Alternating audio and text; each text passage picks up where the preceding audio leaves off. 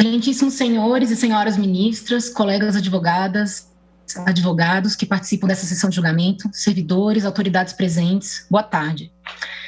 Faço uma saudação especial a todos os povos indígenas que acompanham esse julgamento em todo o país. Represento a INA, Indigenistas Associados, entidade associativa dos servidores da FUNAI. Excelências, o compromisso de proteção dos direitos dos povos originários está centrado no paradigma da alteridade. Está centrado na escolha constitucional de garantir aos povos indígenas, como nos ensina o professor Carlos Marés, o direito de existir e de viver de uma forma diferente da sociedade envolvente. De fato, trata-se de uma escolha e de um compromisso constitucional desafiadores para as estruturas administrativas e jurídicas do nosso país. Isso porque pressupõe o reconhecimento jurídico de dinâmicas sociais e de estruturas firmadas sobre outras bases, outras categorias, outras visões de mundo. É, de fato, uma questão muito complexa, mas é pertinente recordar que a complexidade não é um critério para aferir a compatibilidade ou a incompatibilidade com o texto constitucional. Inclusive porque não me ocorre nenhuma escolha constitucional mais complexa do que a democracia. E nem por isso nós cogitamos abdicar desse regime em prol de outros que se apresentem como mais objetivos. Ao contrário, a garantia da democracia, da diversidade, da pluralidade constituem a matéria-prima do trabalho cotidiano dessa Suprema Corte, com todas as suas complexidades e todos os seus desafios. É preciso que se diga também que a complexidade dos processos demarcatórios decorre diretamente de uma escolha constitucional. A escolha de superar um paradigma de violência, de assimilação. A escolha de assumir o desafio de respeitar e de assegurar aos povos originários formas de viver diferentes da sociedade hegemônica. A complexidade das demarcações, portanto, não tem nada a ver com falta de critérios. E esse é um aspecto muito importante. Não se trata de negar a complexidade decorrente dessa escolha constitucional, mas sim de construir um desenho institucional e técnico que dê conta dessa complexidade, que possa concretizar esse compromisso constitucional com a alteridade. Excelências, esse desenho institucional já existe, e é precisamente nesse espaço que está inserido o trabalho dos profissionais que eu represento nessa tribuna.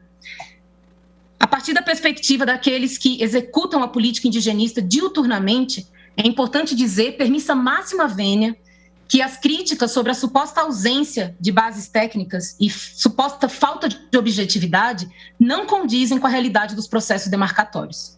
Na perspectiva da INA, é preciso enfatizar, dizer e repetir: o procedimento de demarcação das terras indígenas possui bases técnicas sólidas e envolve a mediação de outros saberes além do jurídico.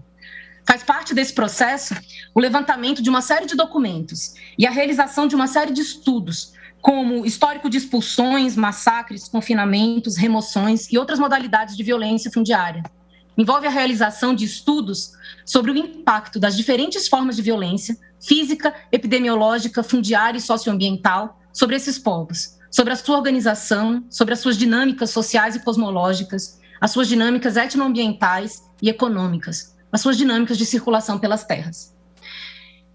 O saber antropológico, por sua vez, constitui o conhecimento técnico hábil a fazer a mediação entre diferentes visões de mundo e, assim, conhecer e compreender de que forma os critérios constitucionais de habitação permanente, reprodução física e cultural, escopo econômico e ambiental ganham concretude para cada povo indígena, a partir dos seus usos, costumes e tradições.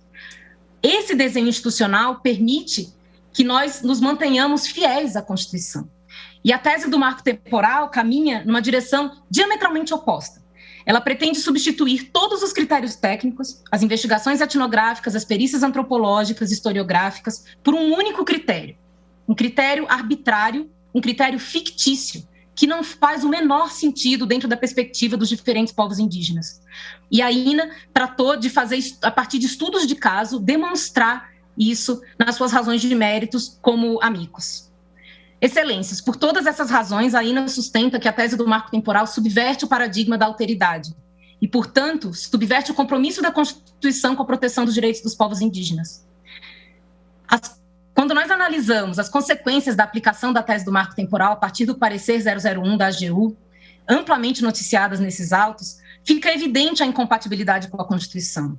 Isso porque, ao invés de oferecer proteção, essa tese legou aos povos indígenas graves distorções na execução da política indigenista, paralisia de procedimentos em curso, revisionismo e anulação de procedimentos demarcatórios já finalizados e um vertiginoso aumento da violência fundiária contra esses povos. Para concluir, excelências, o que a gente observa é que o incômodo que os defensores da tese do marco temporal demonstram em relação aos processos de reconhecimento e demarcação das terras indígenas revela, em última análise, é uma insatisfação com a escolha consagrada no texto constitucional. Ao fim e ao cabo, a tese do marco temporal não passa de uma nova roupagem para uma velha estratégia de assimilação e desconsideração dos povos indígenas, uma estratégia que a Constituição Federal de 88 escolheu expressamente superar. Agradecendo a atenção dispensada, aí na pugna seja provido o recurso extraordinário com a fixação de uma tese compatível com a integridade dos direitos originários dos povos indígenas e com a escolha constitucional. Muito obrigada.